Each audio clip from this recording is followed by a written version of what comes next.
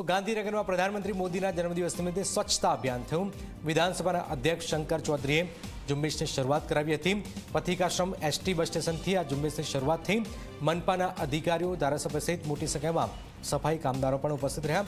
મોટી સંખ્યામાં સફાઈ કર્મચારીઓએ હાજર રહીને તમામે સ્વચ્છતાના શપથ પણ લીધા હતા। એ શપથ અન્ય 100 વ્યક્તિઓને પણ લેવડાવીશ।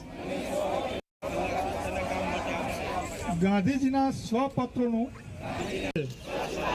જે માટે હું પ્રતિબદ્ધ રહીશ।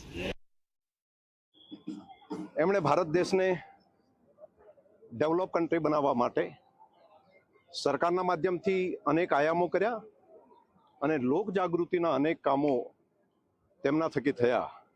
એ બેટી બચાવો અભિયાન હોય, શિક્ષણમાં શાળા પ્રવેશ ઉત્સવ હોય, જળ સંચયનું કામ હોય, વૃક્ષારોપણનું એક પેડ માં કે નામ હોય કે સ્વચ્છતાનું કામ હોય અથવા સ્વદેશીપણાની વાત હોય, તો બધા કામો પ્રજા માનસે ઉપાડી લીધા। આજે મોદી સાહેબનો જન્મદિવસ છે। મા જગદંબા એમને ખૂબ શક્તિ આપે અને લાંબુ અને તંદુરસ્ત જીવન આપે એવી લાખો કરોડો ગુજરાતવાસીઓ તરફથી ખૂબ ખૂબ શુભકામનાઓ પાઠવું છું।